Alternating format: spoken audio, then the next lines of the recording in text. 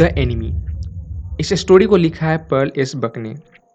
इस स्टोरी में Perl world war 2 के बारे में बताती है जब अमेरिका और जापान के बीच में युद्ध चल रहा था। अमेरिका ने जापान के 2 मेजर सिटीज हिरोशिमा और नागासाकी पर न्यूक्लियर बम गिराए थे, जिसके कारण जो है मोर देन 80,000 पीपल मारे गए थे। उसके बाद भी कई लोग रेडिएशन के द्वारा मारे गए। 6 अगस्त 1945 को पहला बम लिटिल बॉय हिरोशिमा में गिराया गया। उसके 3 दिन बाद 9 अगस्त 1945 को फैटमैन नामक न्यूक्लियर बम नागासाकी में गिराया गया और इसी के साथ जो है वर्ल्ड वार 2 की अंत हुई। तो इस चैप्टर में लेखिका वर्ल्ड वार 2 का रेफरेंस लेती है जब अमेरिकन सेना का एक आदमी समुद्र में वॉश आउट होकर घायल अवस्था में जापान के समुद्र किनारे आ जाता है। उस समुद्र किनारे डॉक्टर सदाओ होकी का घर होता है।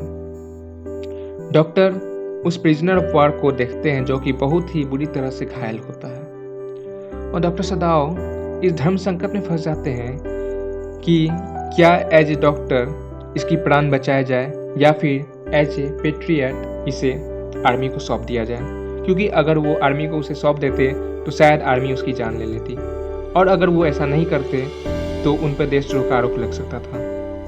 तो लेट्स सी डॉक्टर सदाओ क्या करते हैं। डॉक्टर सदाओ होकी का घर जापानी समुद्र तट पर उस स्थान पर बना हुआ था जहां वे बचपन में खेला करते थे। डॉक्टर सदाओ के पिता जब भी सदाओ को समुद्र किनारे ले जाया करते थे तो हमेशा एक आइलैंड की ओर इशारा करते हुए कहा करते थे कि बेटा वो जो आइलैंड देख रहे हो ना, they are stepping stone of this country, यानी कि ये जो आइलैंड है वो हमारे देश का भविष्य है। तो डॉक्टर सदाओ काफ़ी इच्छुक ये जानने के लिए कि कैसे, तो अपने पिता से पूछते हैं हम उस आइलैंड से कहाँ जा सकते हैं। तो उनके पिता कहते थे कौन जाने, who can limit our future, यानी कि हमारे भविष्य को कौन रोक सकता है।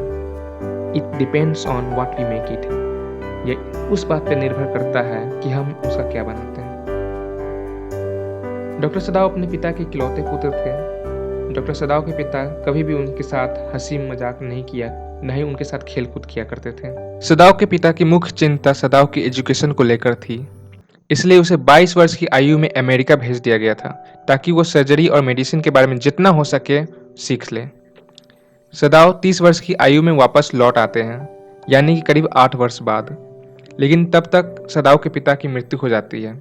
लेकिन मरने से पहले वो अपने बेटे को not just as a surgeon बल्कि एज ए साइंटिस्ट के रूप में भी फेमस होते हुए देख चुके थे। सदाओ हना नाम की लड़की से अमेरिका में पहली बार अपने प्रोफेसर के घर पे मिलता है और उसे उससे प्यार हो जाता है, लेकिन वो तब तक उसे प्रपोज नहीं करता जब तक वो उसे ये कंफर्म नहीं हो जाता कि हैना भी जापानी है, क्योंकि वो अमेरिकन रहती तो उसके पिता कभी भी इस रिश्ते को मंजूर नहीं करते। और जैसे ही उसे यह पता चल जाता है कि वो भी जापानी है, सदाओ हना को प्रपोज करके जापानी कल्चर के अनुसार उससे शादी कर लेता है, जिससे उसे बाद में 2 बच्चे भी होते हैं। एक दिन सदाओ और हना दोनों बाहों में बाहें डाल के बीच की ओर देख रहे थे, तभी उन्हें कोई काली वस्तु धुंध यानी कि कोहरे में से बाहर आते हुए नजर आती है। वह कोई आदमी था। पहले तो उन्हें लगता है कि शायद कोई फिशरमैन होगा, क्योंकि वहां से 1-2 मील दूरी पे मछुआरों का गांव था। जब वे उनके पास गए तो उन्होंने देखा कि वो घायल है और उसकी कमर में से खून बह रही थी। हैना और सदाओ उसके पास जाते हैं और देखते हैं कि उसे गोली लगी थी। जब वे उसके पास जाते हैं तो उन्हें पता चलता है कि वो एक अंग्रेज है और उसकी टोपी पे लिखा हुआ था यूएस नेवी, यानी कि वह एक युद्ध का बंदी था। कुछ समय के लिए हैना और सदाओ एक दूसरे से बहस करने लगते हैं कि इसे वापस समुद्र में फेंक देना चाहिए, पर अंदर ही अंदर उन्हें इच्छा बिल्कुल भी नहीं थी, क्योंकि वे एक डॉक्टर भी थे। एक डॉक्टर का फर्ज होता है कि मरीज की जान बचाना, लेकिन अगर वे उसे बचाते तो उन्हें देशद्रोह के तहत जेल भी हो सकती थी, क्योंकि उस वक्त जापान और अमेरिका के बीच युद्ध चल रहा था और उनका यह भी धर्म था कि वह एक युद्ध की बंदी को सेना को सौंप दे। अब इसमें डॉक्टर सदाओ धर्म संकट में फंस जाते हैं, लेकिन वो अपने दिल की सुनते हैं और उस युद्ध की कैदी यानी कि प्रिजनर ऑफ वार को अपने घर ले आते हैं ताकि वो उसका इलाज कर सके।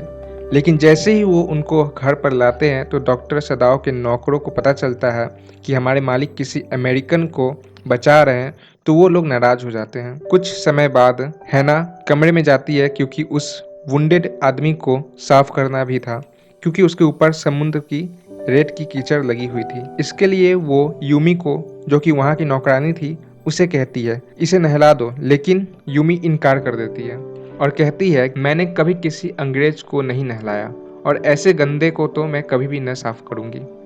इस पर हैना सख्ती से चिल्लाई, तुम्हें वैसा ही करना पड़ेगा जैसा तुम्हारा मालिक कहता है। इस पर यूमी कुछ नहीं कहती है, पर उसका चेहरा से हैना को यह प्रतीत हो जाता है कि वह विरोध कर रही है। हैना डर जाती है कि क्या होगा अगर नौकरों ने बाहर सूचना दे दी। फिर वो यूमी को समझाती है कि हम सिर्फ इसे यानी कि इस प्रिजनर ऑफ वार को होश में लाना चाहते हैं, फिर हम इसे कैदी के रूप में सौंप देंगे। यूमी फिर विरोध करती है, मुझे इससे कोई लेना देना नहीं है। तब हैना कहती है, ठीक है, तुम अपने काम पे लौट जाओ। फिर हैना खुद उस इंसान को नहलाती व साफ करती है, लेकिन अंदर ही अंदर वह बहुत क्रोधित भी रहती है। फिर सदाव कमरे में सर्जरी का सामान और कोट पहन के आता है। हैना पूछती है, क्या आपने ऑपरेशन करने का निश्चय कर लिया है? तो सदाव कहता है, हाँ।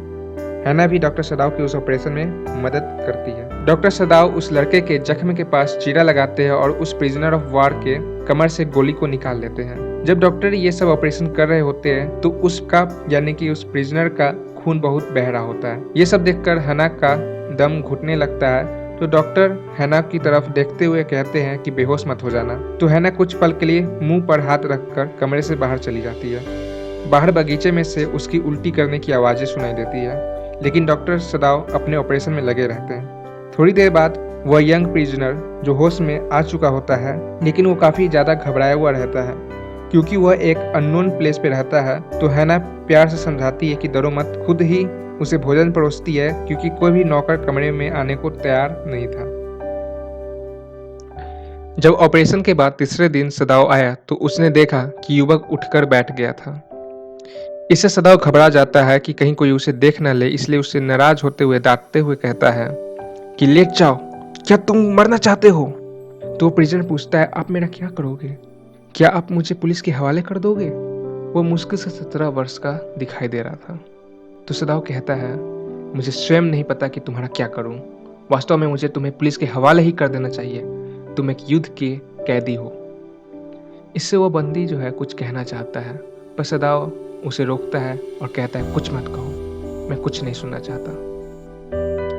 7वें दिन प्रातः सभी नौकर एक साथ घर छोड़कर चले जाते हैं। इससे हैना घबरा जाती है, पर एक मालकिन होने के नाते वो इसे अपने चेहरे पर प्रकट नहीं होने देती। वह उन सब का वेतन देती है और उनकी सेवा के लिए उन्हें धन्यवाद देती है। उसी दिन दोपहर को दूसरी घटना घटती है। जब हैना खुद सारा काम कर रही थी तो दरवाजे पर एक मैसेंजर ऑफिशियल यूनिफॉर्म में आता है। हैना घबरा जाती है। उसे लगता है कहीं कोई नौकर ने जनरल को उस प्रिजनर के बारे में सूचना तो नहीं दे दी। हैना सदाव की ओर इशारा करती है कि देखो, कोई दरवाजे पे आया है। सदाव दरवाजे पे आता है और उस मैसेंजर से उसके आने का कारण पूछता है। तो मैसेंजर कहता है कि आपको अभी ही महल चलना होगा क्योंकि ओल्ड जनरल को फिर से दर्द हो रहा है। फिर सदाव उस जनरल को देखने चला जाता है। दोस्तों, ये सिर्फ पार्ट 1 था। पार्ट 2 मैं आने वाले समय में इसे अपलोड करूँगा, लेकिन तब तक जो है अगर आप इस वीडियो को पूरे देख चुके हैं तो अगर आपको ये वीडियो अच्छा लगा हो तो इस वीडियो को लाइक ज़रूर करें। अपनी फीडबैक जो है कमेंट सेक्शन में दें, इससे हम जो है किसी चीज़ को ऐड करना हो या इम्प्रूव करना हो तो उसे कर सकें। और इस चैनल को सब्सक्राइब करके बेल आइकन को ज़रूर दबा दें, जिससे मैं जब भी आपको इस चैनल पे नया वीडियो डालूंगा तो आपको नोटिफिकेशन आ जाएगा। Thank you for watching this video. Bye bye.